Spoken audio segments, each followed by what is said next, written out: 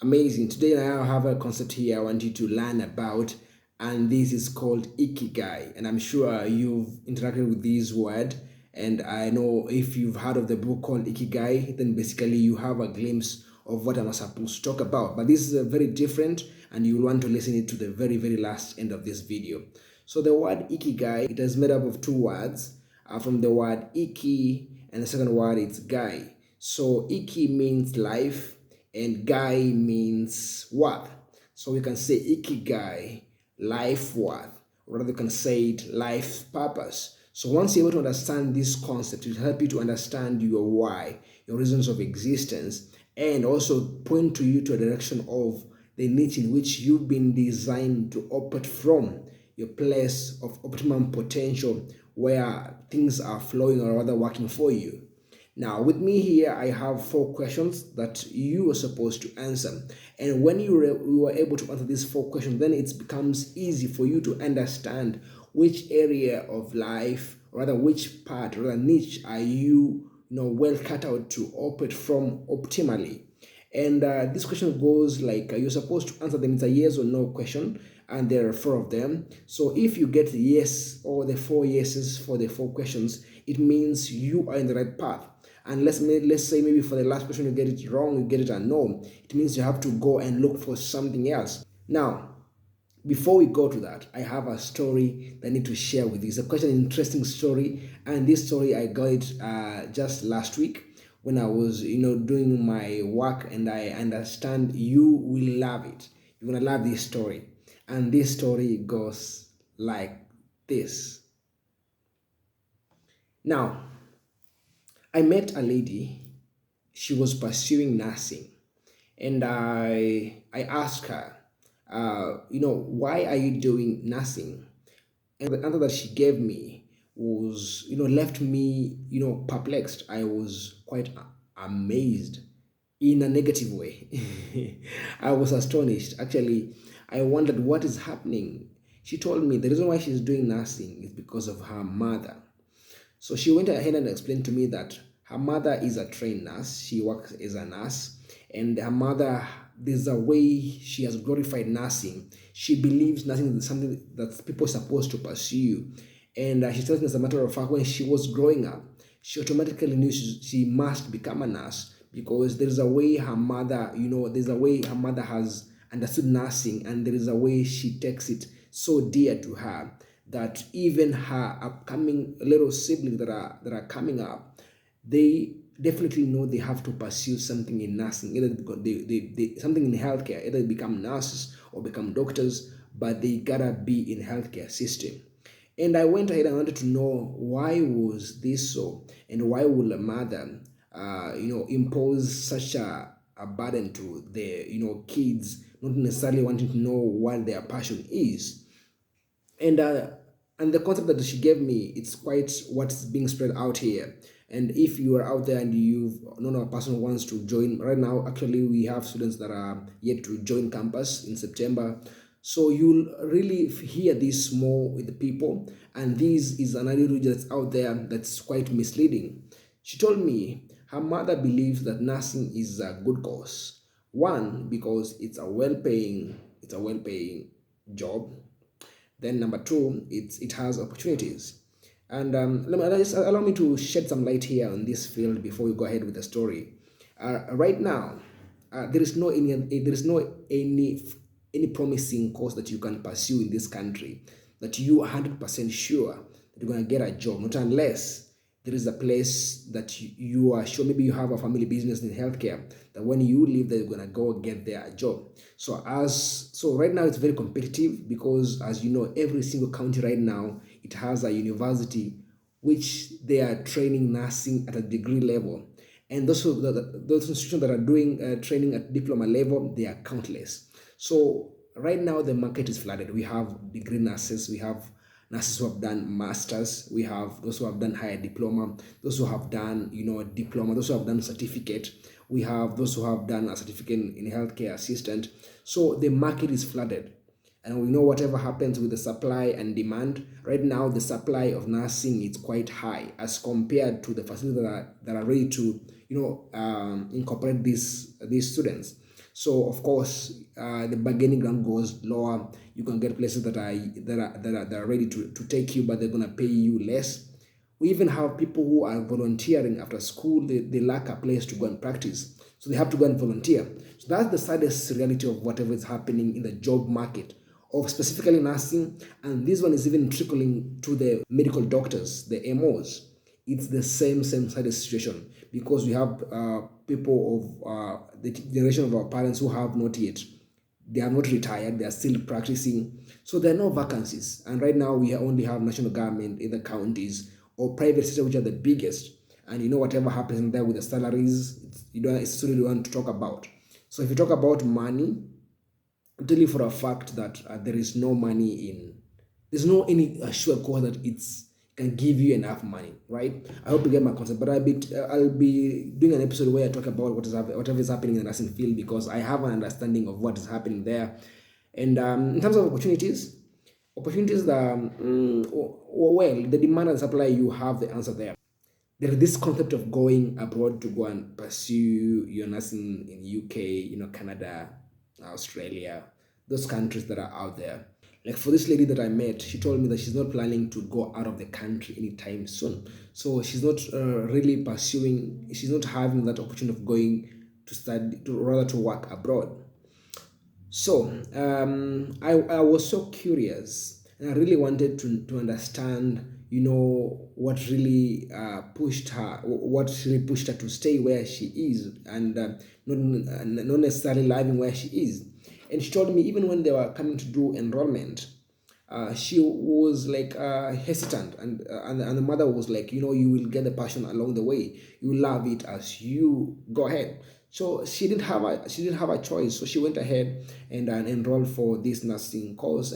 She went ahead and started attending classes, and right now she was doing her rotations, clinical practice rotations that she was supposed to do. And I asked her, so far, right now, as you do your first clinical rotations, how is the experience? Are you loving it? And what she told me really shocked me so much. She told me she doesn't have that empathy. You see that kind of patience when you're dealing with patients, telling them, do this, you're trying to negotiate with them. Maybe if you're dealing with a child, those who need pediatrics, it's quite, those who are in maternity trying to negotiate with a mother, trying to explain to her what you're trying to do. That kind of patient, she doesn't have it. And she tells me she gets to a point where she feels like, even slapping a child who is crying, and this is really serious. So she doesn't have that empathy that a nurse should have, that caring heart. It's not in her. And she told me whatever made her hold on to that was the issue of money. And so she was asking me, is nursing career, does it have, is it a well paying, career? And you know what I answered her? What I've just explained before. The nursing, I'm telling you, in this country, the best. I don't know. I don't want to throw figures out here, but I can tell you for a fact, if you're a student trying to consider nursing because of money, there are better places you can make money apart from nursing. There are better places you can go and make money apart from doing a medical course. You don't need to become an MO, you don't need to become a surgeon, you don't need to become a neurosurgeon for you to make money. If that's the reason why you are trying to join maybe a medical course, then I'm telling you, you you've lost it, right? So I was curious, and I went ahead and asked her, now assuming maybe your mother wasn't in the picture now, and if you had the liberty to choose whatever you wanted to choose, what would you want to pursue? And she went ahead and opened up her heart and told me that she is so passionate about things to do with forensics. She is very keen and very creepy at things, and she can easily pick out things that people normally, they oversee. She can pick up, small, leads here and there. So this is a person who can work comfortably with the forensics. Can work comfortably with the DCI. Actually, she mentioned that she wanted to do something in criminology, and her mother was like, no, no, no, no, no, no, no, no, criminology, not a good course. It doesn't have opportunities, doesn't have, it doesn't have leads. And, right now the world is open. Any single thing can give you money. So long as you are so good at it and there's some value you're bringing out, it can earn you money. So this is a person, this is a nurse. in training, who is good at things that are forensic things, investigative. And I was telling her, and I went ahead and advised her and told her, what you can do for yourself is, now she's actually scared. Maybe she's trying to be respectful to her mother. And my advice to her was, the best thing you can do for yourself is develop this niche that you are so passionate about, even if it means now staying in the nursing training. But just know, at the end of the day, you will feel empty. So the earlier you start developing, your skills in this area of forensics and investigatives, the earlier the better. So, and she was like, I'll just gonna maybe finish this diploma, then take it to my mother, and then maybe from there find my own way of pursuing what I want. And that's a very sad situation, and there's nothing I can do about it, because she was like, my mother, what. So she's like, she doesn't have an option. She doesn't have a choice to make from this. In the same line, I'd like to address me to some parents who are maybe be watching this, or if you have your siblings that are yet to join campus. The worst thing you can ever do to yourself or to your kid is, point them to a certain direction. It's better for them to come out and be themselves. You can just offer guidance and not necessarily pull them towards a certain situation. There is no superior field. I can tell you for a fact, there is no any superior field that you can assure someone at this place you will ultimately succeed. Now, let's go back to now our concept of the Ikigai. Is I posed you the 4 questions you're supposed to ask yourself. And if you're able to pinpoint and truly answer this question, then it becomes automatic for you to know what your purpose in life is. So once you're able to answer the 4 questions, now it becomes easy for you to pinpoint out and really say that this is my niche, this is my purpose. Now, I'll go ahead and read for you the questions. The question 1 says, what do you love doing? What's one thing when you do, you feel more alive? Not doing it because someone else has succeeded from it. Not doing it because it seems fancy on social media. Not doing it because maybe someone in your family has done it before. Not doing it because you have seen someone else succeeding from it. But this is the one thing that when you do it, you feel more alive. You light up with life, with the brilliance in you, with brightness on your face. You can do this over and over again without even being paid, and you will still show up for this particular thing. So what do you love doing? Number 2, that thing that you love doing, does the world need it? Is it providing some value? Is there some impact in what you love doing? Because at the end of the day, I believe we have been created by God to bring some value, a specific and unique value that only you can provide it. And by doing, from the point of loving what you do, it's supposed to connect to some value it's supposed to add. So try and ask yourself, what you love doing, does it provide some value? And can you really point out and say clearly that this is the value that it's trying to bring out? Like for my case, the real talk, the value I'm trying to bring out is to help people, understand their purpose. There is more to life than just survival. And that's the value I'm trying to create. Helping people to bring out the potential that is in them, to bring it out into the life, to bring it out into the world, to make a difference. So what impact does what you love bring to the world? Number 3, will you be paid for it? Is there a way you can monetize it? Because it's only until you are able to monetize whatever you are doing so that you can be able to get a chance for you to scale it to another and a higher level. So whatever concept that you love, are you able to monetize it? There is this lady I saw, she really loved cleaning so much. And right now she has built a very big empire, a cleaning company from just whatever she loved. Right now she's earning a lot of money specifically from what she loved. And the value she's creating is assuring people clean homes through her own founding company. So how are you able to monetize whatever you love? And the last but not least, are you exceptionally good at it? Are you the best of the best at it? Because here we're looking at talent. I remember I told you that people carry supernatural powers. There is some divine power or a divine talent that has been given to you.